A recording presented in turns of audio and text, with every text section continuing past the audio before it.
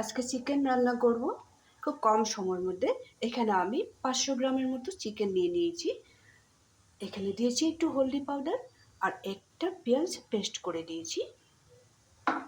এখন এখানে দিয়ে দেব, মাখার সময় আমি একটু সরষের তেল দিয়ে দেবো, কিন্তু কড়াইতে আর তেল দিয়ে ফ্রাই করব না। এখানে আমি কতটুক তেল দিয়েছি দেখে নেবে, এতটুকুই তেল দেব, আর দেব না কিন্তু। এখানে দিয়ে দেবো আমি সামান্য পরিমাণে কাশ্মীরি লঙ্কার গুঁড়া। তেলটা কম খাওয়াটাই ভালো, যার জন্য আমি এইভাবে রান্না করব ভেবেছি, যা তোমাদেরকেও দেখিয়ে দিলাম। সামান্য পরিমাণে লঙ্কার গুঁড়া কালারের জন্য। এখানে আমি মিক্সির বাটিতে রেখেছি বড় সাইজের একটা টমেটো, কম পরিমাণে একটু রসুন আর আদা, আর 2টা কাঁচা লঙ্কা। বাস, একটু গোলমরিচের পাউডার দেবো, যার জন্য আমি কাঁচা লঙ্কা কমিয়ে দিলাম।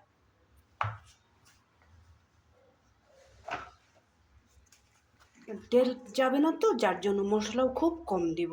আর মশলাটা খুব বেশি একটা খাওয়াটা ঠিক হবে না, কম বলতে একদমই কম।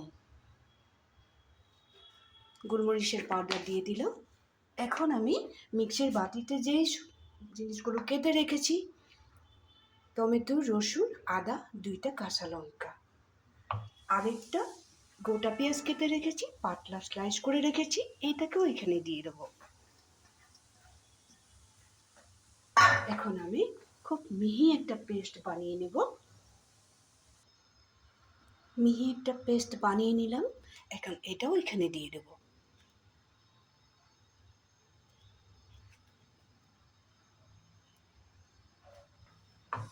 এখন সুন্দর করে মাখিয়ে নেব। মাখাবার সময় আমি লবণটা দিয়ে দেব।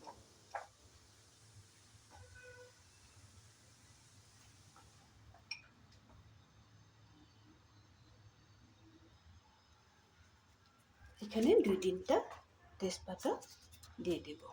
তেজপাতাটা দিয়েও আবার একটু মেখে নেব। মাখাবার সময় খুব সুন্দর করে মাখিয়ে নেবে, কেন কি সবগুলো মশলা যাতে একসাথে ভালো করে লেগে যায়। আর এই মাংসটা যে আমি ভাপিয়ে সিদ্ধ করব।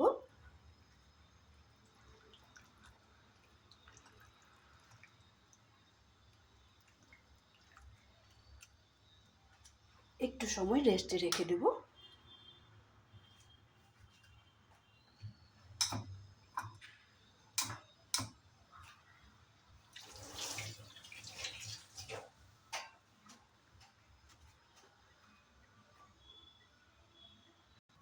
এখন গ্যাসটা জ্বালিয়ে দিলাম আর একটা ননস্টিকের কড়াই বসিয়ে দিলাম। কড়াইটা একটু গরম হোক। আচ্ছা, এটা গরম না হলে কোনো কথা নেই। এখানেই আমি এখন মেখে রাখা চিকেনটা দিয়ে দেব।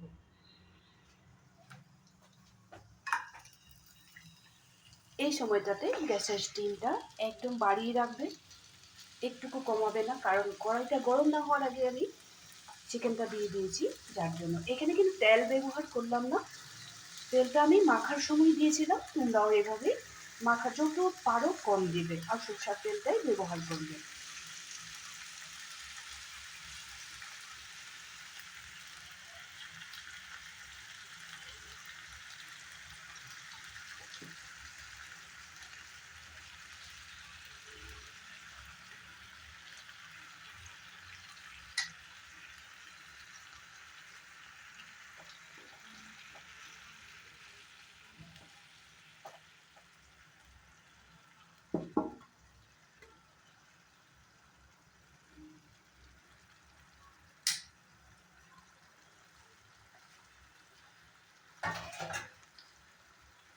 মিক্সির বাটিতে যে মশলাটা ছিল এটাও দিয়ে দেব। এখন আমি এক ফোঁটাও জল ব্যবহার করব না। পেঁয়াজ আর মশলা থেকে, টমেটোর থেকে যেই জলটা বেরোবে ওইভাবেই সিদ্ধ হয়ে যাবে। যদি একদমই কড়াইতে লেগে যায় তাহলে সামান্য পরিমাণে জল দেব।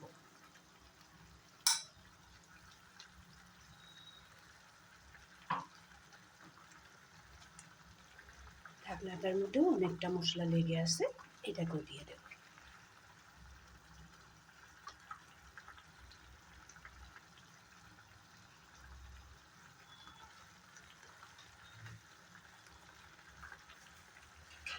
হাত দিয়েই আমি যা মিলিয়ে দিয়েছি। আর আমি কোনো হাতা এখন লাগাবো না, পরে লাগাবো।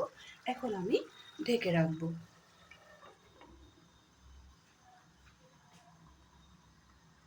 10 মিনিট বাদে আবার ফিরে আসছি আমি। 10 মিনিট বাদে আবার ফিরে আসছি। ঢাকনাটা খুলে একবার দেখে নেব।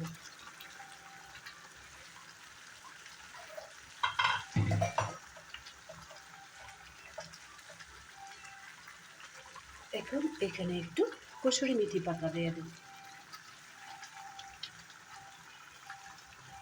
কসুরি মেথি পাতাটা দেওয়ার পরে একটু হাতা দিয়ে নাড়াচাড়া করে দেবো। তারপরে আবারও 2-3 মিনিটের মধ্যে রান্না করে নিলে আমার চিকেনটা ভাপেই রেডি হয়ে যাবে। দেখেছো কতটা পেঁয়াজ থেকে জল বেরিয়েছে, টমেটোর থেকেও জলটা বেরিয়েছে। এই জলটার মধ্যে চিকেনটা বয়েল হয়ে যাবে। এই জন্যই বলেছি যে ভাপেই সিদ্ধ করে নেব।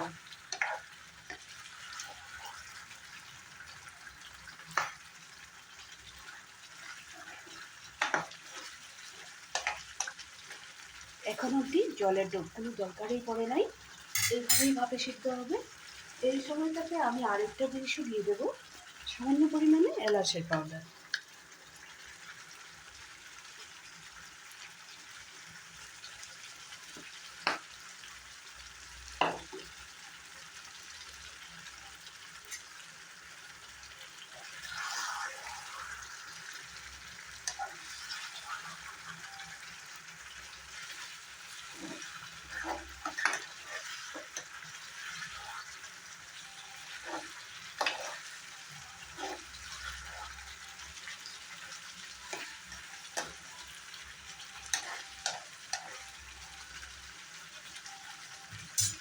এখন আবার একটু সময় ঢাকা দিয়ে রেখে দেবো।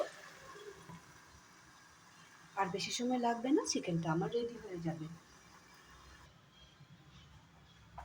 ঢাকনাটা খুলে দেখে নিব। এই সময়টাতে আমি গ্যাসের ফ্লেমটা একদমই বন্ধ করে দেব। গ্যাসটা অফ করে দিলাম। এখন আমি চিকেনটা একটা ডিশে নামিয়ে নেব।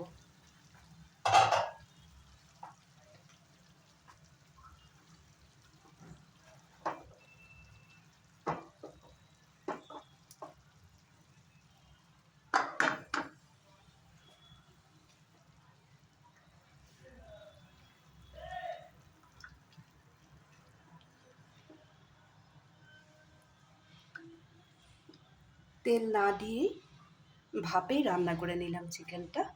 এইভাবে তোমরাও একদিন বাড়িতে রান্না করে খেয়ে দেখো। মশলাও বেশি একটা দিলাম না, তেলও দেই নেই। এইভাবে একদিন রান্না করে খেয়ে দেখো, খুবই ভালো লাগবে আর শরীরের পক্ষেও খুবই উপকারী। এই রেসিপিটা যদি ভালো লেগে থাকে তাহলে লাইক শেয়ার করবে, সাথে থাকবে, ভালো থাকবে। আর যারা এখন পর্যন্ত আমার পেজটা দেখোনি ওরা সাবস্ক্রাইব করে দেবে। ভালো থাকবে, সুস্থ থাকবে, সব সময় আমার সাথে থাকবে। বাড়িতে একদিন বানিয়ে খাবে কিন্তু।